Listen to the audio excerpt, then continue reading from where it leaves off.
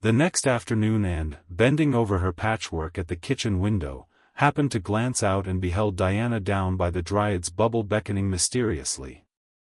In a trice Anne was out of the house and flying down to the hollow, astonishment and hope struggling in her expressive eyes. But the hope faded when she saw Diana's dejected countenance. "Your mother hasn't relented," she gasped. Diana shook her head mournfully. "No, and oh, and she says I'm never to play with you again. I've cried and I told her it wasn't your fault, but it wasn't any use. I had ever such a time coaxing her to let me come down and say goodbye to you.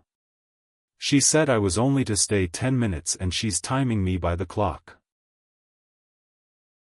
10 minutes isn't very long to say an eternal farewell in, said Anne tearfully. "Oh, Diana, will you promise faithfully never to forget me, the friend of your youth, no matter what dearer friends may caress thee?" "Indeed I will," sobbed Diana, "and I'll never have another bosom friend I don't want to have. I couldn't love anybody as I love you." "Oh, Diana," cried Anne, clasping her hands, "do you love me?" "Why, of course I do. Didn't you know that?" "No," and drew a long breath. "I thought you liked me of course, but I never hoped you loved me. Why, Diana, I didn't think anybody could love me. Nobody ever has loved me since I can remember. Oh, this is wonderful. It's a ray of light which will forever shine on the darkness of a path severed from thee, Diana. Oh, just say it once again." "I love you devotedly, and," said Diana stanchly, "and I always will, you may be sure of that." "And I will always love thee, Diana," said Anne, solemnly extending her hand. "In the years to come thy memory will shine like a star over my lonely life, as that last story we read together says. Diana, wilt thou give me a lock of thy jet-black tresses in parting to treasure forevermore?" "Have you got anything to cut it with?" queried Diana, wiping away the tears which Anne's affecting accents had caused to flow afresh, and returning to practicalities. "Yes. I've got my patchwork scissors in my apron pocket fortunately," said Anne. She solemnly clipped one of Diana's curls. "Fare thee well, my beloved friend. Henceforth we must be as strangers though living side by side. But my heart will ever be faithful to thee." And stood and watched Diana out of sight, mournfully waving her hand to the latter whenever she turned to look back. Then she returned to the house, not a little consoled for the time being by this romantic parting. "It is all over," she informed Marilla. "I shall never have another friend. I'm really worse off than ever before, for I haven't Katie Maurice and Violetta now. And even if I had it wouldn't be the same. Somehow, little dream girls are not satisfying after a real friend. Diana and I had such an affecting farewell down by the spring. It will be sacred in my memory forever. I used the most pathetic language I could think of and said, thou and thee. Thou and thee seems so much more romantic than you. Diana gave me a lock of her hair and I'm going to sew it up in a little bag and wear it around my neck all my life. Please see that it is buried with me, for I don't believe I'll live very long. Perhaps when she sees me lying cold and dead before her Mrs. Barry may feel remorse for what she has done and will let Diana come to my funeral. I don't think there is much fear of your dying of grief as long as you can talk, Anne," said Marilla unsympathetically. The following Monday Anne surprised Marilla by coming down from her room with her basket of books on her arm and hip and her lips primmed up into a line of determination. "I'm going back to school," she announced. "That is all there is left in life for me, now that my friend has been ruthlessly torn from me. In school I can look at her and muse over days departed." "You'd better muse over your lessons and sums," said Marilla, concealing her delight at this development of the situation. If you're going back to school, I hope we'll hear no more of breaking slates over people's heads and such carryings on. Behave yourself and do just what your teacher tells you. I'll try to be a model pupil, agreed Anne dolefully. There won't be much fun in it, I expect. Mr. Phillips said Minnie Andrews was a model pupil and there isn't a spark of imagination or life in her. She is just dull and poky and never seems to have a good time. But I feel so depressed that perhaps it will come easy to me now. I'm going round by the road.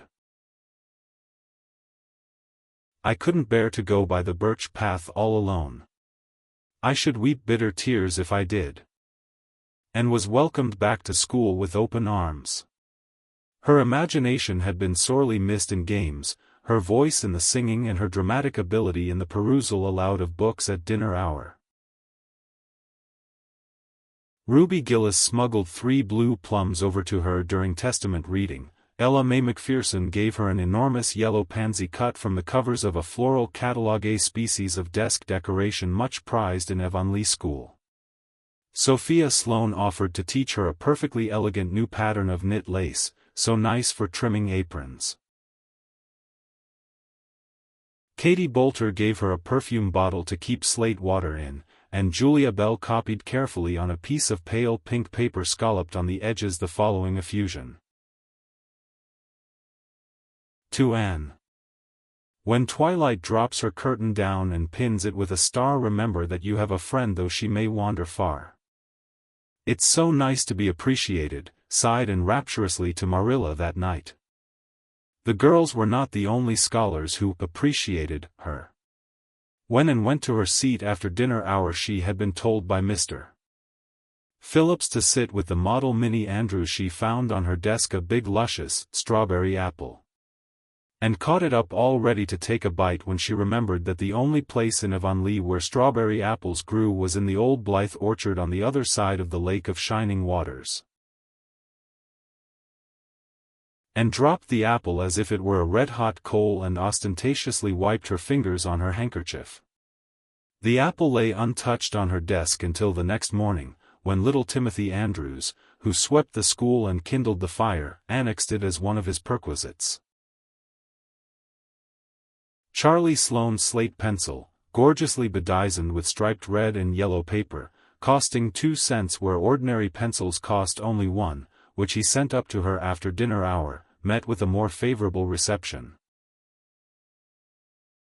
And was graciously pleased to accept it and rewarded the donor with a smile which exalted that infatuated youth straightway into the 7th heaven of delight and caused him to make such fearful errors in his dictation that Mr. Phillips kept him in after school to rewrite it.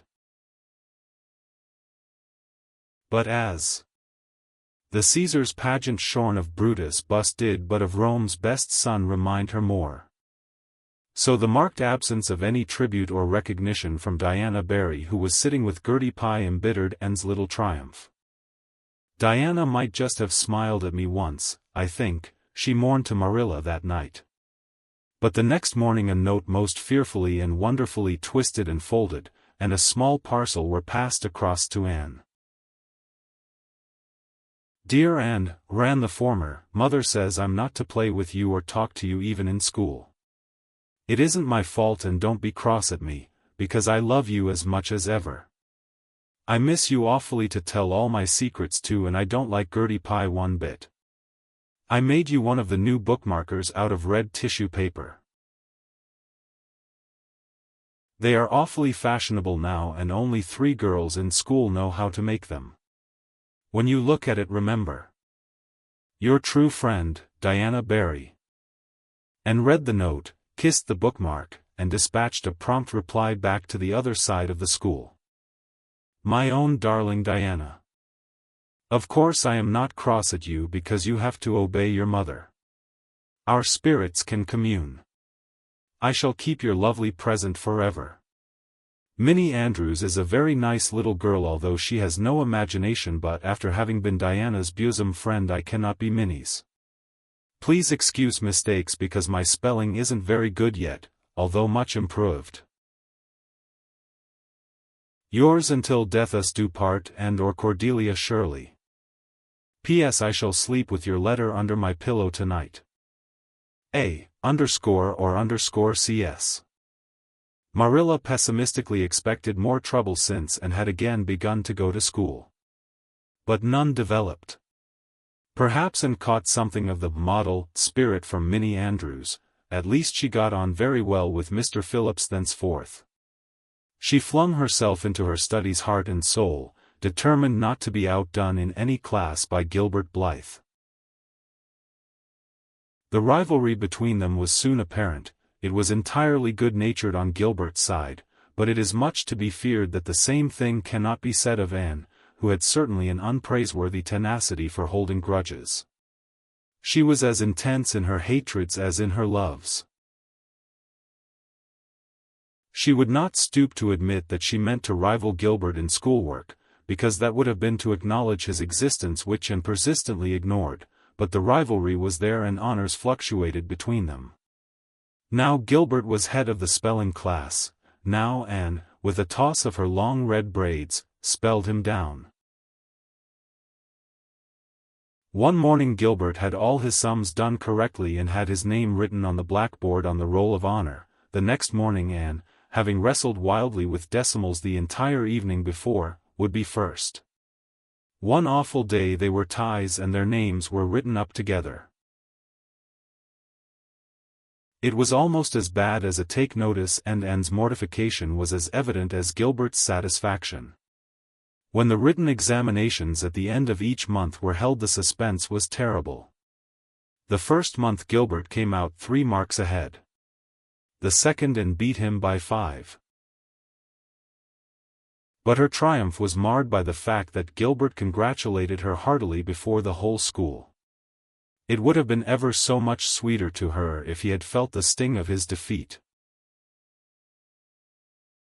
Mr. Phillips might not be a very good teacher, but a pupil so inflexibly determined on learning as Anne was could hardly escape making progress under any kind of teacher. By the end of the term Anne and Gilbert were both promoted into the 5th class and allowed to begin studying the elements of the branches, by which Latin, geometry, French, and algebra were meant. In geometry Anne met her Waterloo. "It's perfectly awful stuff, Marilla," she groaned. "I'm sure I'll never be able to make head or tail of it. There is no scope for imagination in it at all. Mr. Phillips says I'm the worst dunce he ever saw at it. And Gil, I mean some of the others are so smart at it. It is extremely mortifying, Marilla. Even Diana gets along better than I do. But I don't mind being beaten by Diana. Even although we meet as strangers now, I still love her with an inextinguishable love. It makes me very sad at times to think about her. But really, Marilla, one can't stay sad very long in such an interesting world, can one?"